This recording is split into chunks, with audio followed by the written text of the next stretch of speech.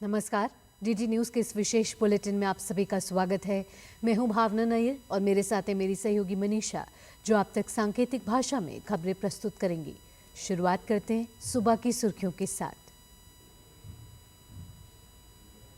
दिल्ली चुनाव के लिए प्रचार जोरों पर। भाजपा के लिए योगी आदित्यनाथ करेंगे 3 जनसभाएं। राहुल गांधी की मुस्तफाबाद में रैली आज।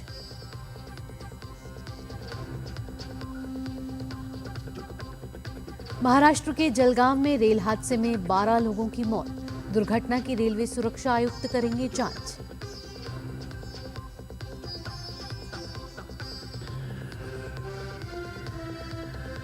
दावोस में विश्व आर्थिक मंच में इंडिया फर्स्ट पर जोर।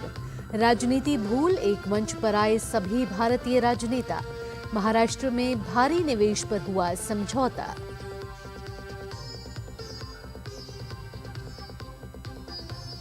डोनाल्ड ट्रंप ने मेक्सिको सीमा पर 1500 और सैनिक भेजने के दिए आदेश।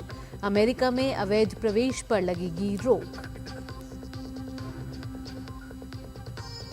और क्रिकेट में भारत ने इंग्लैंड को पहले T20 मैच में 7 विकेट से हराया। 13 ओवर में हासिल किया लक्ष्य।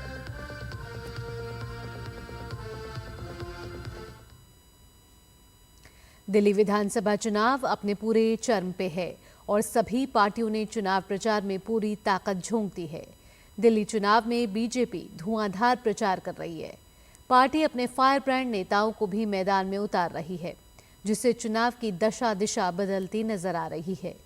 उत्तर प्रदेश के मुख्यमंत्री योगी आदित्यनाथ दिल्ली में तकरीबन 14 चुनावी जनसभाएं करेंगे।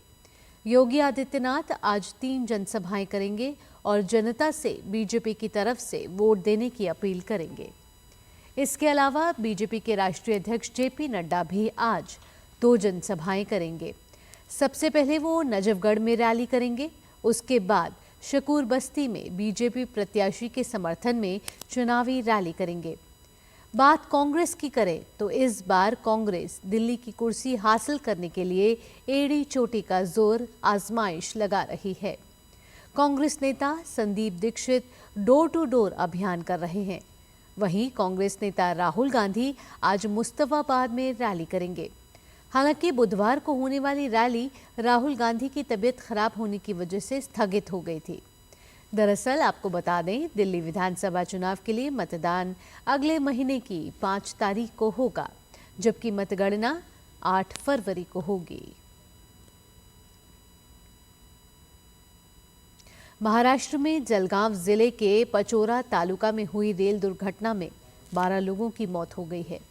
इनमें 3 महिलाएं और 10 वर्ष का एक बालक शामिल है। ये दुर्घटना उस समय हुई है जब ये यात्री कर्नाटक एक्सप्रेस से टकरा गए। जलगांव के पुलिस अधीक्षक ने बताया कि इस दुर्घटना में 14 लोग घायल हुए हैं। हालांकि उनमें से किसी की हालत गंभीर नहीं है।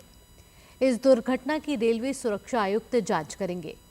महाराष्ट्र के मुख्यमंत्री देवेंद्र फडणवीस ने इस घटना पर दुख व्यक्त करते हुए मृतकों के परिवार को 5-5 लाख रुपए की सहायता राशि देने और घायलों का मुफ्त इलाज कराने की घोषणा की है। मध्य रेलवे के मुख्य जनसंपर्क अधिकारी के अनुसार पुष्पक एक्सप्रेस के कुछ यात्री कोच में आग लगने की अफवाह के कारण चेन खींचने के बाद ट्रेन से उतर गए थे। राष्ट्रपति द्रौपदी मुर्मू, प्रधानमंत्री नरेंद्र मोदी और गृह मंत्री अमित शाह ने भी घटना पर दुख व्यक्त किया है। प्रयागराज में जारी महाकुंभ में आज धर्म संसद का आयोजन किया जाएगा। महाकुंभ क्षेत्र के सेक्टर 19 में स्थित पंडाल में धर्म संसद का आयोजन किया जाएगा। इसमें गौ, सनातन, हिंदू राष्ट्र के साथ ही काशी और मथुरा की मुक्ति पर भी अंतिम निर्णय होगा। सनातनियों के लिए धर्मादेश के साथ ही सनातन बोर्ड के गठन पर भी सहमति बनेगी। धर्म संसद में चारों पीठ के शंकराचार्य, 13 अखाड़े और देश भर के संत महात्मा शामिल होंगे। सभी की राय से सनातन बोर्ड के गठन पर अंतिम निर्णय होगा।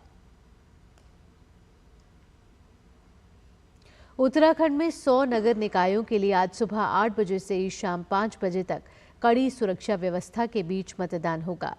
इनमें 11 नगर निगमों में मेयर पद के लिए 72 प्रत्याशी, 89 नगर पालिका और नगर पंचायतों में अध्यक्ष पद के लिए 445 प्रत्याशी और पार्षद और वार्ड सदस्य पदों के लिए 4,888 प्रत्याशी शामिल हैं। प्रशासन की तरफ से शांतिपूर्ण मतदान के लिए सुरक्षा के पुख्ता इंतजाम किए गए हैं। नेताजी सुभाष चंद्र बोस की 128वीं जयंती के अवसर पर आज पराक्रम दिवस मनाया जा रहा है। इस 3 दिवसीय समारोह का आयोजन संस्कृति मंत्रालय द्वारा ओडिशा के कटक में किया जा रहा है। इस कार्यक्रम का उद्घाटन ओडिशा के मुख्यमंत्री मोहन चरण मांझी करेंगे। इस मौके पर उन्हें पुष्पांजलि अर्पित करके श्रद्धांजलि दी जाएगी। आज राष्ट्रीय राजधानी दिल्ली के कर्तव्य पथ पर गणतंत्र दिवस परेड की फुल ड्रेस रिहर्सल होगी। यह अभ्यास सुबह 10:30 पर विजय चौक से शुरू होगी, जो लाल किले तक जाएगी। इस अभ्यास के दौरान T-90 टैंक, नाग मिसाइल सिस्टम और पिनाका रॉकेट सिस्टम देश की सैन्य शक्ति का प्रदर्शन करेंगे। इसके अलावा सशस्त्र बलों की अलग अलग मार्चिंग टुकड़ियां और विभिन्न राज्यों की झांकियां विविध सांस्कृतिक समावेशिता की झलकियां पेश करेंगी। ट्रैफिक पुलिस ने लोगों को ट्रैफिक जाम से बचने के लिए इन मार्गों पर यात्रा न करने की सलाह दी है। अभ्यास के दौरान दिल्ली मेट्रो रेल सेवाएं यात्रियों के लिए उपलब्ध रहेंगी और सभी स्टेशन खुले रहेंगे।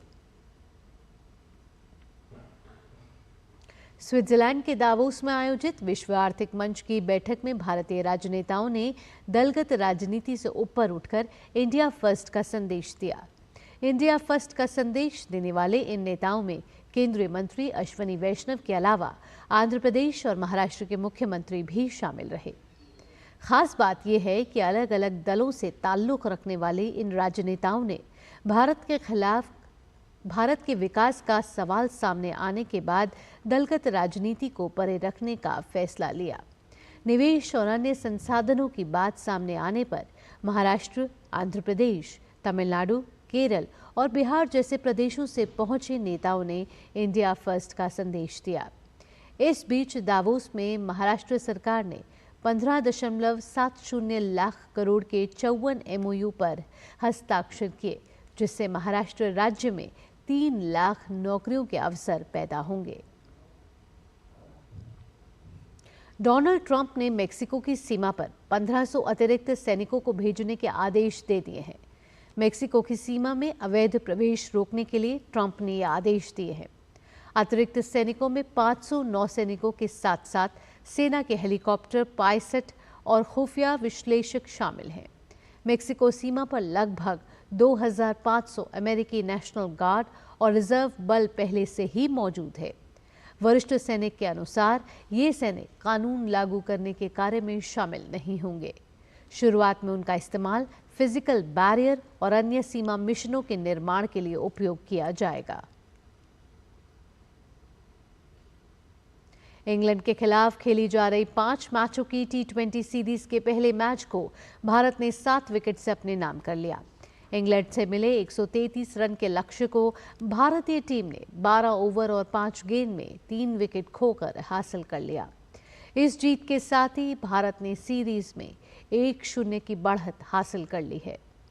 भारत की ओर से अभिषेक वर्मा ने 34 गेंदों पर 79 रन की शानदार अर्धशतकीय पारी खेली।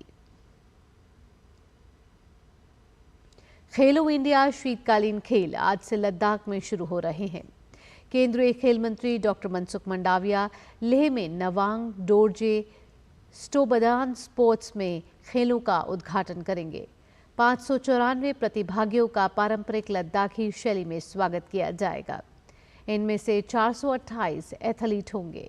ये दूसरा मौका है जब लद्दाख विंटर गेम्स की मेजबानी कर रहा है, जो अपने 5वें संस्करण में है। इसी के साथ इस विशेष बुलेटिन में इतना ही।